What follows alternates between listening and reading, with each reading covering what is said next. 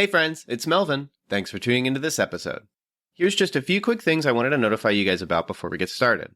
First up, very soon, new episodes will be releasing Wednesday mornings rather than Tuesday. So don't panic if you don't see a new episode on Tuesday. Just wait a little longer and you'll see it in your feed. Second, we've introduced a mailbag. Check those show notes and toward the bottom you'll see a mailbag link. You'll then be able to text us any questions you might have about movies, the movie industry, or any movie/Christian related questions you might have. Then we'll respond in a future episode, so send us your questions now.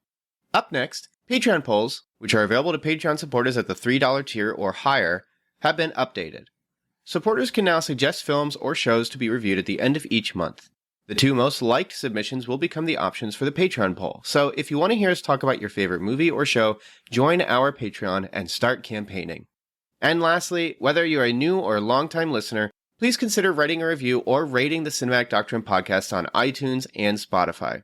Apart from financially supporting on Patreon, these are the two most helpful ways to support the show. And that's it. Enjoy the episode. You're listening to Cinematic Doctrine.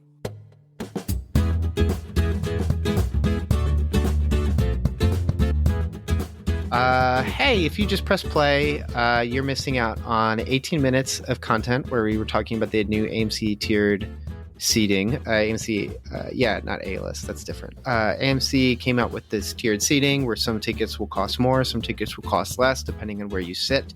As of the week of February 5th, 2023, this was big news in the movie industry. There was a lot of people sharing their thoughts, so we decided to share ours. If you support on Patreon for $3 a month, you get access to all kinds of content that's on Patreon. There's other benefits to doing that, and we have goals we're trying to reach, so you'll hear about that as you listen to this episode. They'll cut in and out every couple of minutes, and but otherwise, you press play to listen to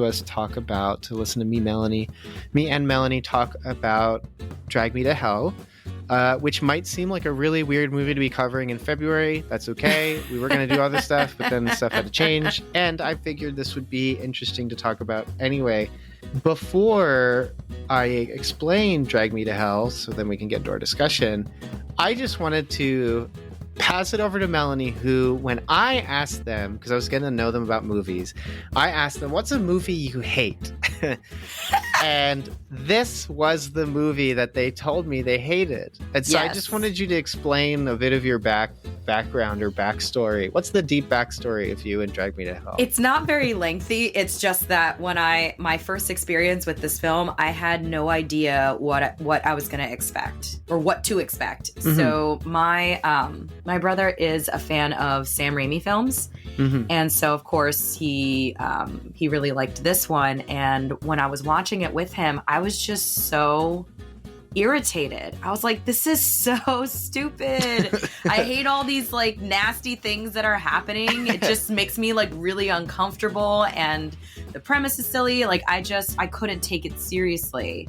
But that was the mistake. I walked in not realizing who the director was, what the intention was for the film, mm-hmm. that you're not really supposed to take it that seriously. And it should have been obvious, but instead of seeing that, I kind of was just like, this is dumb. I didn't even bother to finish it.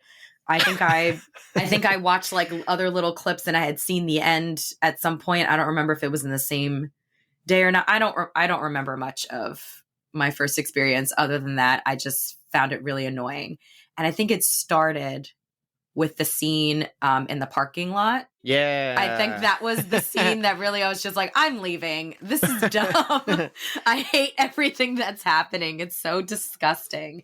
Anything that's like has to do with just drool or bile, like anything like that. I'm just instantly like, this is disgusting. So and I get, of course I get uncomfortable, but like, you know, my brother is laughing the whole time. I'm just like, this isn't even funny. But I watched it again for this and I actually enjoyed it more than I did the last time. I won't say it's my favorite, but there's a lot about it that I get and I understand, and it kind of changed my my perspective on the film. Well, that's really good to hear. So this one's Drag Me to Hell, came out 2009, directed by Sam Raimi of Evil Dead and Spider-Man fame. If you're familiar with Sam Raimi, you're familiar with his particular, I would almost say, very obvious style. Sam Raimi really enjoys having fun. And I think if you can buy into his very sincere, I would say, non-embarrassed fun, like he really like he just likes to do something crazy, and someone else would feel really embarrassed doing that, but he is just like, no, this will be fun, that's why I'm going to do it. If you're familiar with that style, you can see it a mile away. You can see influence in other people's movies whenever they're trying to imitate or kind of copy his style. And it goes as far back as I would say is evident in Evil Dead, mostly in the third act, but very evident in Evil Dead 2, in which like the movie essentially is like a comedy movie, with some good scares, but mostly a comedy movie. Very ridiculous, very silly, very like just he likes goofy antics. He likes dancing. He likes just like silly stuff. Yeah. There's an interview when he was younger where someone was asking about his influences, and he talked about like, I like the Three Stooges, and they just make me laugh. And he really likes that physical comedy. That was something else that I noticed. Now that I know who directed the film, and I'm like, and I started thinking back on all the other things that he had made, it's like starting to connect the dots. I was like, wow, these are the things that he really loves to just throw into all of his films, which I think is really interesting. And he never really seems to get like, it's neither bored nor reuses stuff, I almost feel like. Now he definitely has stuff that he does, like he likes montages, he likes camera work, he likes Dutch angles, and he likes dancing, like I said, but he's never really like doing the exact same scene. He's finding another way to do the thing that he likes, and that's one of the positives of the Doctor Strange movie that came out this year or last year, is that it's the same stuff but done in a Doctor Strangey way, whereas some people criticized it because it was the same stuff, but right. But I mean, it is I remember even watching Doctor Strange, and maybe this is just a thing with his movies, I just need to watch them twice, because I saw it the first time, his horror films specifically, but I saw Doctor Strange the first time and I didn't really enjoy it. But it wasn't just because of his directing style. There were a few other reasons. But watching it the second time, I actually did enjoy it a lot more. But I wanted to ask you, Dutch angles, what is that? So that's when you take the like, imagine, so right now we could see each other. We're doing a video call right now. If you took my camera and tilted it sideways, so like I'll do it for you. If you just shot it like this. Oh, so not like a complete like turnaround. It's just like at this. Correct. Yeah. And you put it at an angle, and then usually usually in film language, it kind of alludes to a change in perspective or maybe intrigue, like you're turning your head to listen a little more. And usually like if something spooky is happening or becoming spooky, you'll see it go from a standard angle, zooming in or maybe zooming out and twisting to give like perspective. You see something new, but nothing's all that changed. You don't get enough new information, but you get enough to know something's afoot. It's a lot more easier in translating that information than, say, crossing the 180 line, which is, so when there's a shot reverse shot conversation of people talking to each other, usually it's on one side of them, as though you were standing there as a third person listening and looking back and forth. Right. Crossing the 180 line would be going to the other side of the people and showing the other side of their persons, which is very disorienting if it's in if there's no language being said to it. If it happens, you might not know it, but your brain will go, this isn't right. Like you, because that doesn't happen. You don't, when I'm listening to, if there was somebody listening to us right now in person, they wouldn't stand on my left and your right.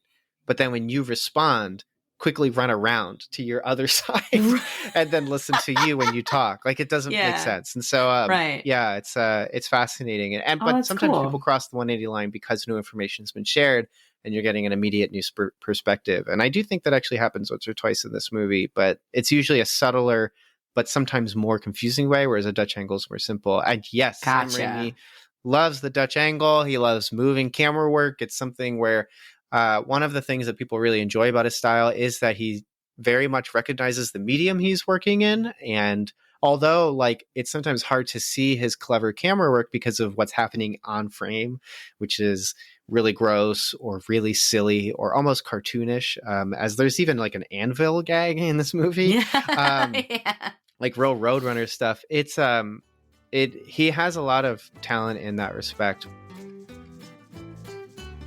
You may not know this, but the easiest way you can show your support for Cinematic Doctrine is to rate and review the podcast on iTunes, Spotify, or wherever you listen. So press pause and share your thoughts. We'd love to hear what you have to say. And then press play again so you can hear the rest of the show. But yeah, so Drag Me to Hell, 2009, like I said, and the premise is that this woman, she works at a bank. Well, first off, the opening of the movie is crazy. Yeah. It is a family showing up to this one, I guess, a medium's house saying, you need to help our child. You need to help our child. And she's saying, well, what did the child do? And they're like, nothing. And she's like, don't lie to me. And they said that the child, I think, like stole something. I can't remember. Stole a necklace. Yeah. Stole a necklace from this one woman. They used I guess the jury's still out on whether or not this is considered a modern slur, so I just will not use it. But it's the G word that sounds like Egyptian, usually used for Romanian individuals, people. So again, I won't use the word. They used it a lot in the movie, but it was 2009, and I think it's still again up in the air whether this is. And actually, I think the woman, there's an old woman who's pretty pivotal to the plot. Starts with it rhymes with Anush, which apparently her name may also be a slur. I don't know. I can't keep up with this ever continuing catalog of slurs. And so but I'm not going to play with it. I just think I listened to an episode where they talked about this and said like it's changed. So I'll just say I'll call them old woman when we get to that character. But Gotcha. This kid apparently is in their third day of being haunted by a monster. And so the medium's going to try and separate it, but then fails. And we watch as this child is dragged into hell and screams. Gosh. It's crazy. It's so insane, but it's also like really like it's a great tone setter for like what the cost is. Like if you in 3 days, if you can't get this demon or creature to stay away from you, you'll be dragged into hell. It also sets up that the medium has motivation of like, I will try and save this person in the future by trying to like somehow interact. So anyways, and then we meet up with Alison Lohman's character, who is named Christine. She works at a bank. She helps decide loans and stuff. And essentially the plot begins when the old woman, she shows up and she is disgusting. She is old. She's gross. But she's still nice. I want to say like contextually, the film is making her disgusting, but her as a person, as an image bearer of God is not disgusting. As somebody who is suffering the consequences of entropy and death, she herself inherently is not disgusting, but the movie builds up she's disgusting, and that's the point, right? Like, but when she has dentures that are grotesque, the noises are so disgusting. They're very detailed. She eats like a hard candy, and it's like, it's really terrible. I know it's terrible. Sam Raimi ASMR. It's just the most disgusting thing. It's so nasty. She's tapping on her table, and it's like these disgusting like nails that haven't been. And what's funny is they're dentures, but they're really disgusting teeth. Like she's not soaking her dentures in like I don't know, liquid acid, whatever it's, I don't know what it is. Acid. No, I was going to say acetone, but I'm pretty sure that would kill you. Like it's not like soaking in hydrogen peroxide. They're not getting cleaned. Right. She's just terrible. Like one of her eyes is gone, which contextually is setting up like it's the hyperbole of the movie, the horror comedy. But also she is, I believe, Roma. She's Romanese or from Romania. I don't know what the particular term is. Sorry, but she is. My wife was giving me insight that like notoriously like it's a very underprivileged, very lower class like a people group that has been suffered under like hardship, and so it wasn't uncommon like for like people to have like missing limbs or like have been affected by disease. And so the fact that she's coming in and she's old and missing one eye, it seems, and has like a disease and is having difficulty paying for her house and is asking for a third loan extension, feeds into this character of like underprivileged. And then our character, Christine, works at this bank and she wants to get this promotion, but the boss says you either have to you have to be a harder worker, making hard decisions, and you'll get this promotion, but it's your call. You can help her if she want to. And then Christine decides not to, denies the loan, which would be beneficial to the bank, shames the old woman in public. The old woman tries to grab her and is taken out. And then later in the movie, in the infamous car scene, which really shocks everybody, the plot begins because the old woman curses her. And that's basically the movie, is that she curses her by giving her this, but she takes a button from Christine's coat, curses it, and then gives it back to her. And the curse is basically 3 days you'll be dragged to hell, with progressing scares. And the rest of the movie is pretty good. Like I think it's a good movie. I watched it for the first time, I think last October. This rewatch made the movie feel a lot better. There's a lot of this feels like a movie where Sam Raimi is most in tune with his style, where he can actually, like, on the surface be really silly and really goofy and really over the top, but underneath the surface he actually has some very interesting things he's exploring and kind of I don't know, just like showcasing from beginning to end, as he's kind of detailing the way in which shame kind of runs our lives and how, like, we make decisions based on our shame as opposed to, like, making decisions on what can be, I don't know, I guess you could say, like, invigorating and helpful for you and your fellow man. It's really fascinating in that respect, and I'll detail a bit more of that later. I think just knowing his style, having seen like spending time like thinking about it and thinking about the movies he likes to make, and even just knowing that it's a comedy, I think just changed the way that I saw it the first time. Because the first time was obviously many, many years ago. Shocking. Yeah. And it was shocking and gross. And but having had more experiences with his films and not taking it so seriously, I think you're able to enjoy the things that he likes to bring to it. So like the physical comedy. So like I was laughing so hard when she hit her in the head with the stapler. Yeah. Like that interaction I actually laughed out loud. I actually thought that was really funny. And then, one of my favorite jokes is when she just starts gushing blood out of her mouth. Yes. While she's at work. So it's not an illusion. It's actually happening. It takes place. It looks hilarious. But then she's spewing it all over her boss. And her boss is like, "Oh my goodness, stop that." I just started laughing. He turns to his assistant. Did it get in my mouth? Did it get in my mouth? Like, no one's worried about the fact that she's literally spewing these like, pints of blood. Yeah. And she's still standing and then runs out of and she's so embarrassed. She's like, "I'm so sorry." Oh my gosh. And then in the next scene, there's like, she has like a coat on, but there's blood that's still on her shirt. Like it's still like all over her. It's so funny. It was so funny. And I think I was just able to appreciate the more comedic elements of the film. There were still a few jump scares here or there, but you get startled and then you laugh. Yeah, exactly. Yeah. But yeah, so even when you see the beginning of the film and it opens up into hell and you see these like hands coming out, it's not super terrifying because of the style in which it was designed. So it's like you're like, oh, that something horrible is happening, but you're not like at least for myself. And I'm actually very, very easy to scare. I am.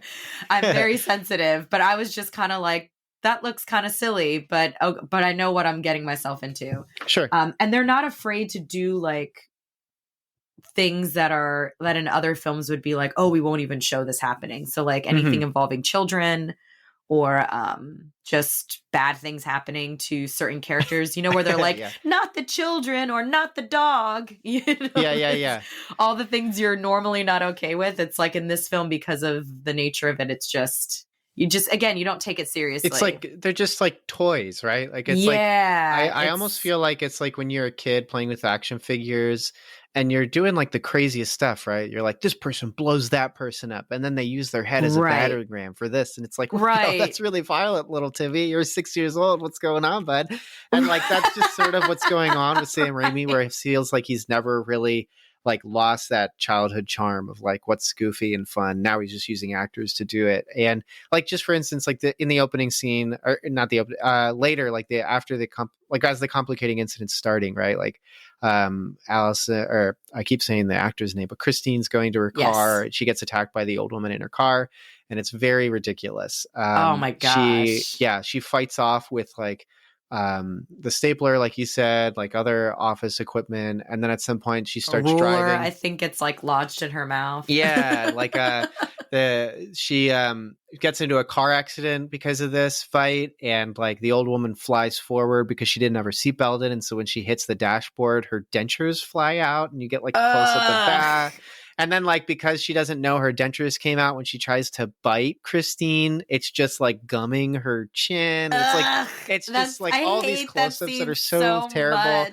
And that's on top of didn't even mention it, but when she attacks her with a stapler, she staples the old woman's eyes shut. It's so funny. It's really like just it's the like old woman's reaction that makes it funny. Like it's like when she gets into the car accident, the staple comes out of the eye and like flies out, and it's like a little ting noise. Like it's very like when they set up the scene, it wasn't just we're going to figure out what we'll do when we get there, like during the shoot. It's we're going to have all these really silly things and then spend the time figuring out how to shoot it, make it entertaining and fun. And like it does make it fun where it's both tense because she realizes she doesn't have her dentures in. So now you get a pause in the action sequence where she's trying to find her dentures to put them in. And then she like grins at her like, all right, now I can bite you. And it's like super stupid. While then Christine has time to figure out how to fight back.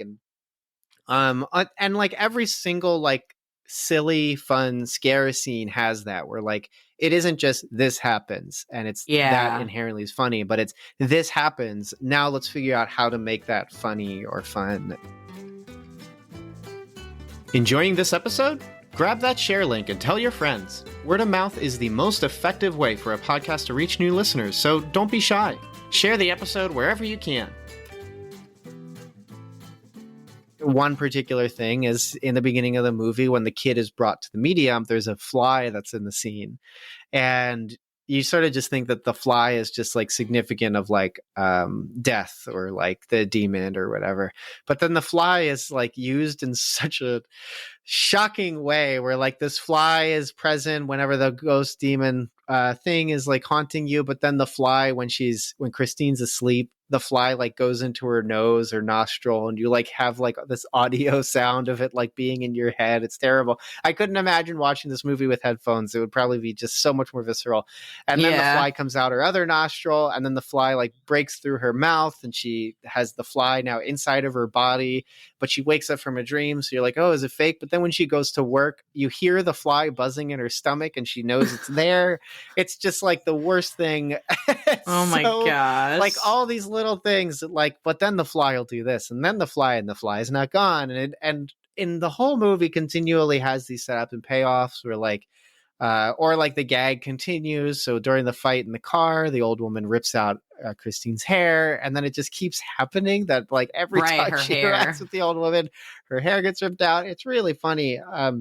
All that to say is like the film also has like good shocks and scares because he's able to just be like, well, what would be spooky and like what would be fun. So that later on when they're trying to break the demon out from the curse, like they're doing it on like a place where like the medium lives, which is supposed to be like the close to a portal between the spirit world and our world. And so when they're trying to call the demon, they're calling in other spirits. So there's some good like almost haunted house scares. It's really goofy and fun. Yeah. But it's easy to, with all of that stuff, to miss out on what I only later learned after listening to a podcast or two. On this one podcast where one of the commentators brought up that there's actually a good theme, not a good theme. There's a theme of shame, but they said one of the exhibitions of this theme of shame is eating disorders. So whenever the scary stuff kind of happens is when Christine is like correlated with food. So the first time she's attacked at home is after she takes out some I don't know, it's like cake or something she's baked, like bread. And then she looks through her cookbook and she sees an old photo of herself, and in the old photo is her when she won, like, it looks like pork queen. She's like standing there and she's a little bigger, and she's got this pig that she just got, so she doesn't like the photo, so she breaks it, or she crumples it up and throws it away, and then the ghost attacks. In fact, the opening of her character is she's driving to work and she's doing a dialectical tape. So she's saying the word round. And then later you learn like she was a big person, that she's now lost some weight, and she grew up on a farm, but she doesn't tell anybody. And so she has this backstory of being somebody who was bigger, who grew up on a farm, who's now working at a bank, who's dating a boy who is from a rich family, and she's ashamed of all these things. And then, later there's a scene at a dinner table that a scare happens, and it's with her own food. One of the things she does is she, like, when she feels bad, she eats ice cream, even though she's lactose intolerant. Yeah. I didn't notice that initially. Yeah, and what's also interesting is when she fights the old woman, whenever she like has a diss that she has, her Southern accent comes out. Whenever she says the B word to the old woman, it comes out like she's a Southerner. Yeah, I think she's trying to get rid of that Southern accent. Yeah, exactly. And so there's something about like who she used to be that she's avoiding. And usually biblically, shame is exclusively correlated to sin. Whether you sinned or someone sinning against you is trying to shame you. Right. And in this movie, like, there is a balance of that, where it's the things you're ashamed of, but also the shame that people have imparted on you. And at least with her character, she seems to have shame for things that ostensibly are things that she doesn't need to be ashamed about, such as who she was when she grew up, the things she enjoys, and things like that. And then the shame that she likely would be more useful in having is the bad things she's doing. Because throughout the movie, she's not really doing good things. And I don't know, did you pick up on a lot of that, where like her character is not really a good person, and that she's kind of doing, no, she's a, I will quote a musical, Into the Woods, nice is different than good.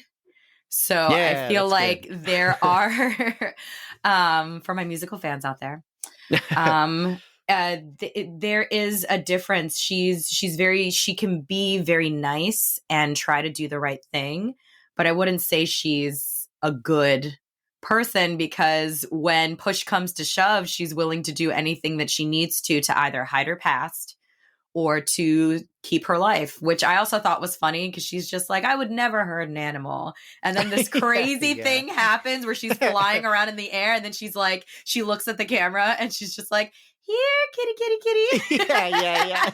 That part, as sad cat. As it was, it cracked me up, because I was like, of course so she's going to do that.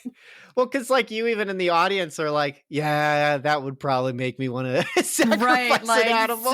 Oh my gosh. It was the timing I thought was just really perfect. So funny. But yeah, there's, I think that, and I think it also just speaks to, as, you know, just we as people, none of us, not one, is inherently a good person. I think there are things that we can do that are nice and that are kind to others, but we're all sinners, and we're all in need of the gospel. So I think that she definitely is a picture of that. I don't think she's actually a good person, but you see more of that come out as the film progresses. But she's also just afraid. She's just filled with a lot of fear. She doesn't want to die. She doesn't want to go to hell. Hey there, listener. Want to influence the podcast? Head on over to patreon.com/cinematic doctrine and support the show for $3 a month. In doing so, you'll be able to vote on a movie poll that picks a film we discuss each month. So jump on over there and have your voice heard.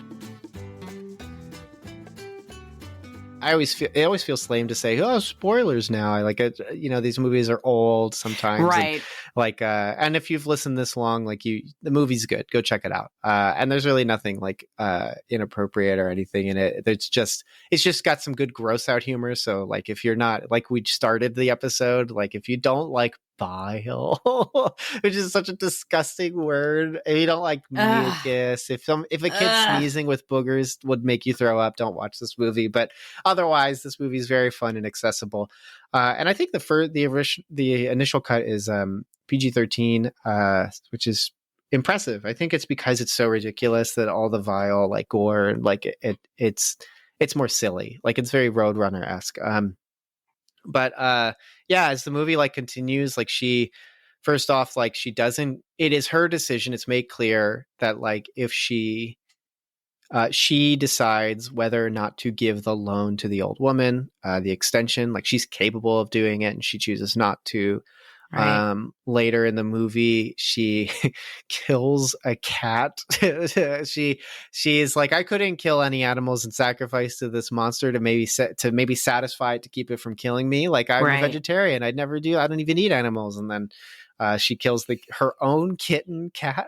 It's not even, it wasn't even like a grown cat. So it was funny. A kitten. It's so sad. And then you see it, like you see it as she tosses it into the grave. Oh my God. It's so and funny. Like starts burying it. I was and then but then also she's trying to compete at the bank for this manager job. And like the manager is like it is not ethical that the manager is overtly making it clear to these two people, like, I'm choosing between you two, compete. And so like who she's trying to satisfy, it's not really ethical or good. And all of the quote unquote bad things, which are bad, are all subtle bad things. Like this competition at the bank. Her boyfriend, played by Justin Long, resident Scream King, honorary Scream Queen. He's consistently good. But he's kind of the only nice guy in the movie, but then she goes to dinner at his family's and she's trying to appease his parents, and they're not really the nicest people. They really focus on the mom being especially nasty, with only one moment where she's kind of nice, where when Christine shares that her own mother, who she doesn't keep contact with, struggles with alcoholism. The mom, Justin Long's mom, is nice about it, saying you don't need to be ashamed about that, but then is shaming her for like other things. Right. So it's just silly, right? But it still plays with the theme of shame in the movie. And then she's lying to the old woman's family. She goes over to say like, she says a particular line I find interesting is, Christine, essentially, you could say, like, if it wasn't a horror movie, is metaphorically experiencing the shame and hardship of doing something wrong. So then she goes to the old woman's house and is like, I need the old woman to forgive me. And what for me, when I hear that, like, I would say I felt that I was experiencing forgiveness weaponized against me, where it was like, you need to forgive this person, which in biblical standards, like, if you don't forgive, why it doesn't seem right to then expect that God forgives you, right? Like, because God is forgiving you for sins that are so much worse than the sins that you have experienced against you. And so it's not necessarily reasonable to then not forgive somebody else. Now, that is not to say that God then wouldn't forgive that sin. In that way, like, I think the film captures something which is really fascinating, which is like, when you feel real shame and you're experiencing it in the way that actually is useful, like, you recognize that you don't go to someone saying, I need you to forgive me. You go to someone saying, I'm sorry.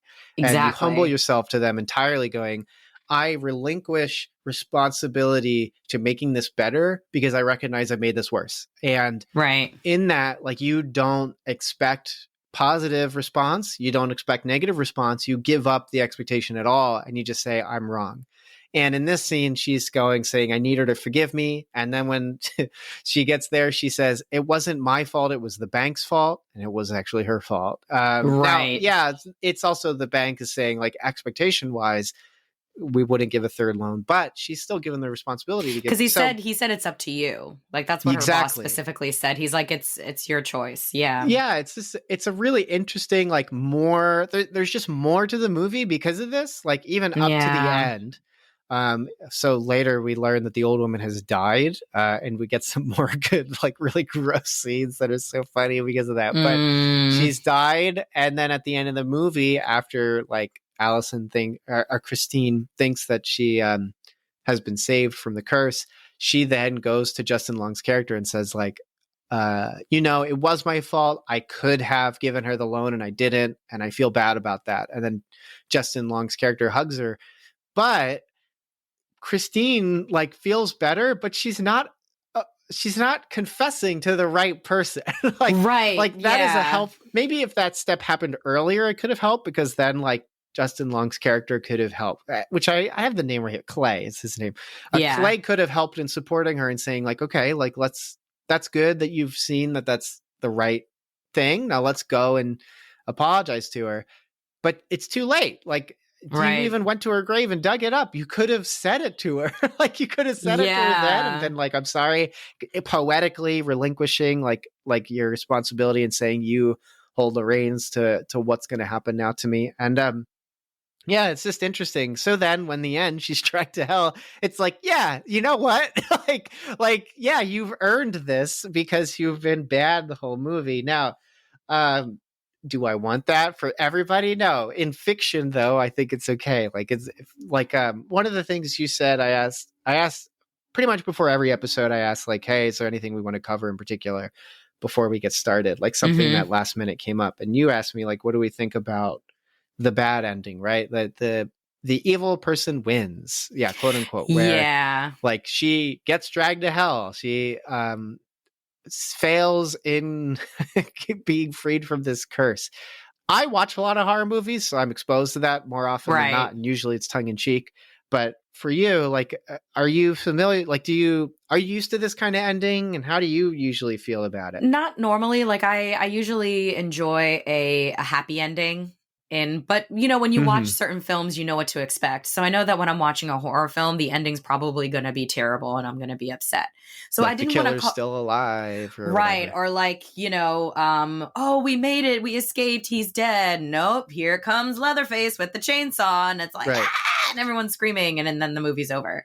So I kind of would expect that in a film like this, but I don't know if I would necessarily call it a bad ending. I did think it was a very interesting twist. It was something that the first time I didn't expect it. And I was like, oh, snap, she really does not escape. Like, this is like she gets dragged into hell. But having seen the whole film, and even just a lot of the things that you explained about, just how she really wasn't willing to own up to the fact that what she did was wrong. There were many times where she could have even just had told her family the truth and apologized. And I think a lot of the things she did, of course, she did out of fear. I think fear can cause us, not even just fear of dying and being dragged into hell, but just her fear of confronting that family and her fear of confronting Clay's family, and just being honest with, like, more honest with them about her past. And even I think there's a scene where she did go to the older woman's house and said, I want to talk to her. The girl was like, you were a fat girl, weren't you? Or like, you were fat before. And she has this really long pause. And then she finally just says, yes, I was. Yeah. And it's just like all the opportunities that she could have had, she just shied away from them out of fear. And I think that it's a very understandable emotion to have. And I think it's something that people could, of course, relate to, but it still doesn't make the fact that what she did was wrong. And she should have confessed. She should have given that woman another loan. She should have shown, well, even if she didn't show the loan, I think give the woman the loan, she could have shown compassion or just reached out to, like, there's all these things that should have happened. Right. There's so many things that could have happened other than, in a way, like the film says that the denial of the loan and then the fact that the old woman begs, like, please help me, the way she treats her, that's when, like, the film is saying, like, this is bad. Yeah, because the woman, like, got on her knees and was literally like, And I can understand how that would freak you out, but she was like kissing her skirt. Like she wasn't like licking her or doing anything like, it was weird. It was weird. Yes. But it was definitely in a posture of, I am begging you, please help me. But what does she do? She's like, oh, get away from me, security. And I think it was the security thing that was definitely like crossing the line. This woman was not hurting you. There were other ways you could have pacified her and just made yourself clear. But it was like her instant reaction was fear and like, you're embarrassing me, get away from me. That's how I read it. Yeah. And in addition, like, it's also the fact that the old woman is, you could say, because their outward appearance is so shocking, you're more reticent to deny them the help that they would have. Like, James is talking about, it's like helping widows and orphans, and like widows in their affliction. Like an elderly woman, at least in that time, and frankly now, is just less likely to get help. Whereas like an elderly man, like it especially as people who watch movies, it's usually like elderly men are still like visually considered empowered in movies. Clint Eastwood, man, is like 90 and he's directing and leading in a movie like 2-3 years ago with Cry Macho, and it's like nuts. Whereas like elderly women are usually expired by the time they hit 32. And that's because like they actually are 32, but on their contract they probably say 29. So like everything about like the person's character has been constructed to be repulsive to your senses, but to your spirit you recognize and are convicted to be like, no, like they're just as right to being helped as anybody else. Yeah, like I had that feeling. I was like, she's disgusting visually because they make her like all drooly and stuff. They make her very funny. Yeah. But in the beginning, before you see all the crazy stuff, I'm like, but she's a sweet old woman. She just wants to keep her house. Yeah. But yeah, I just looked up the verse you reference. It's James 1:27. Religion that is pure and undefiled before God the Father is this, to visit orphans and widows in their affliction and to keep oneself unstained from the world. So in a chapter where it's talking about like doing, not just being a hearer of the word, but like a doer of the word. Functional theology. I think that it makes that very clear. But there were things that she could have done to soften the situation. But then, if she does that, then there's no movie. So, right. So it's like, movie's over. Yay. Happy ending. But yeah, no, I found that scene actually very compelling, and I didn't expect that. Just her getting on her knees and begging for help. I totally missed that, forgot all about that. I was like, oh, this poor lady. And then she jumps on her like, ah, and I'm like, okay, here we go. All right, here's the movie. There's, So. Hey. We have some Patreon goals we're trying to reach. If we get enough support, we'll review each God's Not Dead movie, as well as The Inhumans, that really bad Marvel show from a couple years ago. Head over to patreon.com/cinematic doctrine and share your support. I think when it comes to the concept though of like, the bad ending, right? Like the Nightmare on Elm Street's the classic one, and like that kind of thing, where I think it usually works as long as it captures like what it's trying to say or what it's trying to do. Like the way this movie catches itself thematically also shows that like Christine didn't learn anything or learned it too late, which I also think is reasonable. Yeah. It's too late for you. Like you could have made that decision before. You didn't like her when you were fighting her, like you were rejecting her. And like, she did attack you, but like still, like there's a sense in which like throughout the movie, despite what she's experienced, despite what's going on, she tries to find alternative ways to getting this to stop. Whereas like, maybe like this character who had the power to curse you has the power to help you. And maybe the family could have too. And she ends up dying in the movie, so it's too late, but like still like it's just interesting. And then like the fact that the movie's also fun allows you to have two different things go on, where like intellectually it can engage you. Right. As you're kind of thinking about like, like the concept of shame, sin, and punishment. And then also comedically it engages you because it's just a ridiculous movie. Very silly. Yeah, I mean, even the anvil joke is so funny because like before the anvil's dropped, like the second it shows the anvil on screen, you hear an anvil noise like you just started a Roadrunner cartoon. It's just it's so funny, and then how it ends is so gross. It's so good, but yeah, it's a good movie. I like this one a lot. I think there's a lot to be enjoyed. I think this one in particular is probably a bit more difficult to engage just because it is so overt. Like the Dan has mentioned this on the podcast a long time before, but also he talks about like other movies can just be more fluff, whereas horror movies are funny because it's just the bad guy is the devil.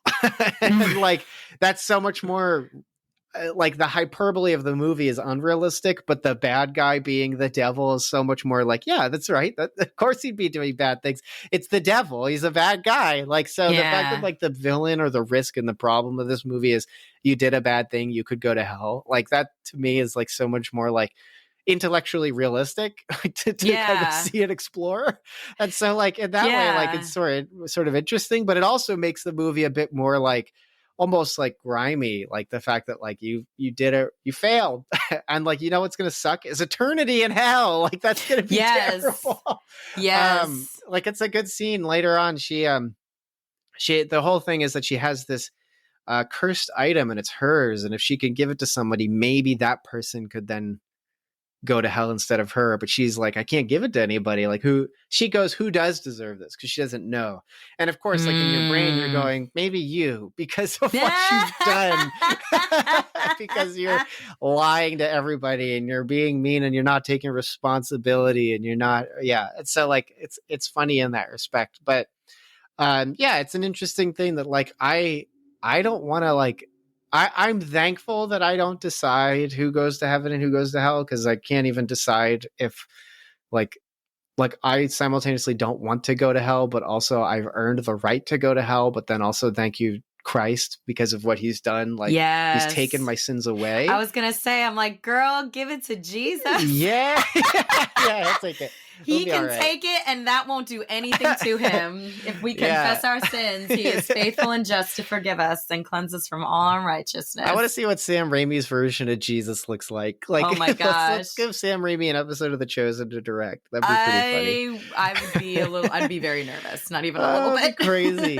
But yeah, it's an interesting like thought exercise to kind of explore like, who does get it? Because there's the bad comically annoying coworker Stu who like keeps getting in her way, and then he shows up and he's like pathetic, and it's like, does someone who's pathetic deserve this? Like exactly. And like what's interesting is then like he quote unquote is like, I'm sorry, but he doesn't really, I don't think he actually says the word I'm sorry. He just like is pathetic. He just she makes doesn't excuses. feel good giving it. And then we learn that right after like Christine is meeting with him saying like, I know you, basically there's a big account that's going to get like this big loan is going to help the bank, and then the loan ends up getting given to somebody else, like another bank, and so she loses the opportunity to get the manager position. And then it turns out it's because this coworker Stu gave all the information to another bank to sabotage her. And you find out after he meets with her and is pathetic and lame. So it's like Stu was still being bad. So then in the movie, you're like, yeah, maybe he deserves it. Oh my gosh. In terms of comeuppance for movies. But like, in that respect, like Stu and Christine are more alike, because Christine never does the right thing and Stu never does the right thing. And so who she's trying to appease, the world, is like not going to satisfy, where it's like, it steps away and you're like, actually Justin Long's the only good character in the movie. Because he's like the one who's rational and like kind of like being kind, moves with her, helps pay for like all the money she needs for these like the medium visits and stuff. It's really interesting, but it's a good movie. What can I say? If you're not grossed out. Yes, if you're not absolutely disgusted by Sam Raimi's typical silliness, although this one is way more bile ridden than all the other movies. I think like Army of Darkness is just more slapstick silliness with like skeletons. Did you know Cinematic Doctrine has a blog? Visit cinematicdoctrine.com to read extended thoughts on movies or movie industry news from our contributors. Plus, you can find our podcast on there too. Okay, so yeah, moving into recommendations, I am going to recommend a movie I just got at a thrift store. Whenever I go, I sometimes just look for stuff from like directors that I'm curious about or I've seen movies from. And usually at a thrift store, you can find ones that are like movies that they've done, but you can't find anywhere or are more hard to find or just are never talked about. So older flicks. So I found one called Cry_Wolf. It is from director Jeff Wadlow. You might be familiar with the name because he's made some infamous movies, not like because they're morally bad, but because they're not very good. Truth or Dare, Blumhouse's Truth or Dare. He also did the Fantasy Island movie that Blumhouse released a couple years ago. He then did a Halloween movie, Bridge Hollow from on Netflix. Secret of Bridge Hollow, something I can't remember, but Bridge Hollow is in the name. And he also did another Netflix movie with Paul Blart. I forget, Mall Cop, whatever his name is. Kevin James.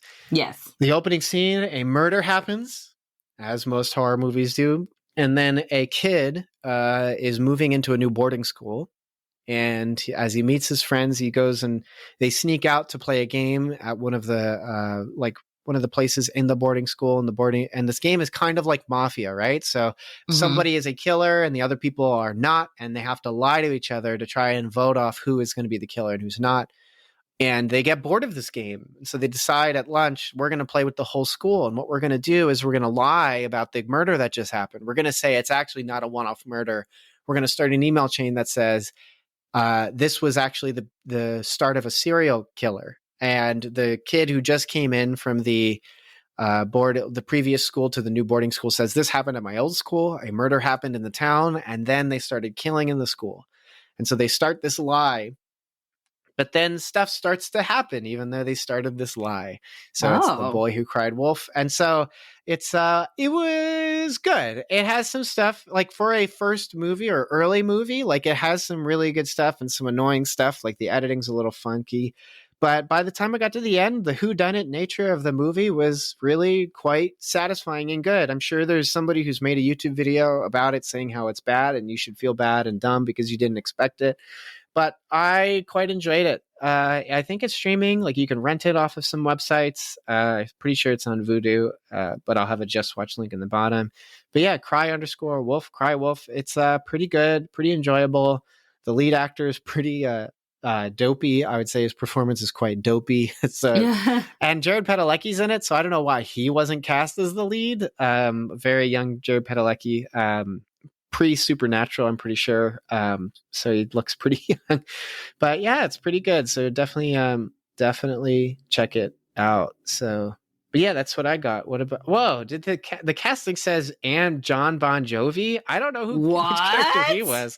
Is it the same one? I don't know, but I was just looking at the list on the back. But that's new to me. But yeah, Cry Wolf, check it out. What do you have for us? Cool. So I actually have a film called Wind River. This came out in 2017. It's a drama, and it features Elizabeth Olsen, Jeremy Renner, but they're not superheroes, and also Graham Greene. And it's a film that takes place on a Native American reservation. It's the east of Boulder Flats. I'm looking this up because I couldn't remember exactly where. Deep into the vast and unforgiving territory of the Wind River Indian Reservation. A seasoned tracker, his name is Corey Lambert, that's played by Jeremy Renner. He discovers the body of a young Native American woman, and he even recognizes who it is. And so the FBI come in and they send an agent, that's Elizabeth Olsen's character, to try to discover who did this.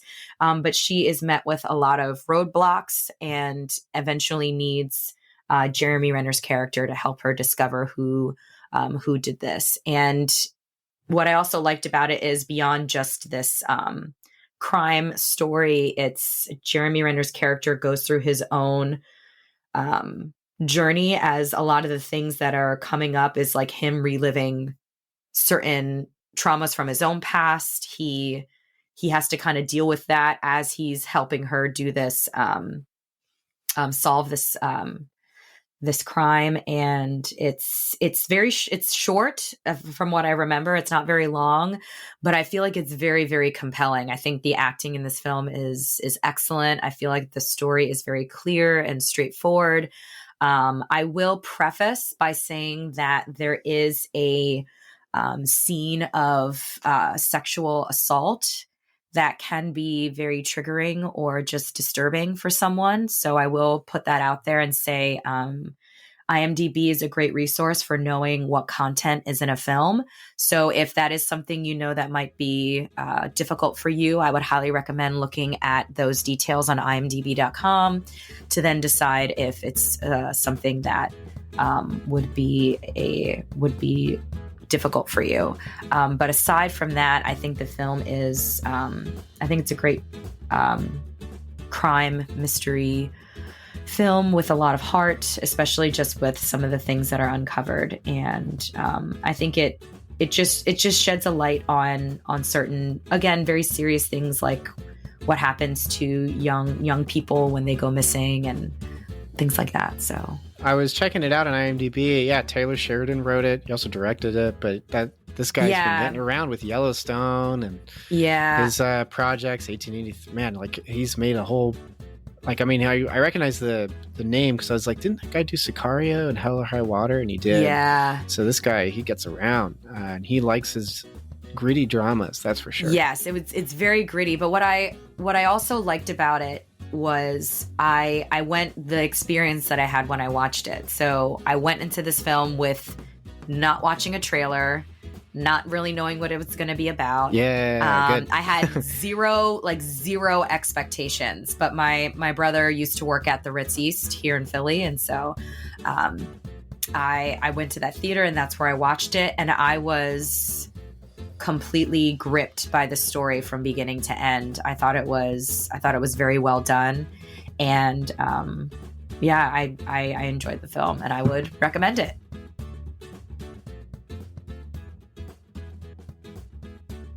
Thanks so much for checking out this episode of Cinematic Doctrine. If you enjoyed this episode, consider leaving a review and subscribing to the podcast. And as mentioned before, Cinematic Doctrine has a Patreon. For as little as $3 a month, you're opted into a once-a-month movie poll where you decide a movie we discuss on the podcast. There are other unique benefits that come with supporting the podcast, so be sure to check that out at patreon.com/cinematic doctrine. A special shout out to those who support at the Art House Theater tier on Patreon. Thank you so much, Mom, Dad, Melanie, Shirley-Ann, and Thomas. You guys are the best, and your continued monetary support is greatly appreciated. Until next time, stay cool. Want some Cinematic Doctrine swag? You're in luck. We've got 3-inch Cinematic Doctrine logo stickers exclusive for Patreon supporters. Perfect for your travel mug or laptop. Head over to patreon.com/cinematic doctrine, link in the show notes, and choose the independent theater tier. Doing so will net you other perks too. But let's be real, the podcast stickers are the coolest perk. So get yourself some podcast stickers by supporting on Patreon.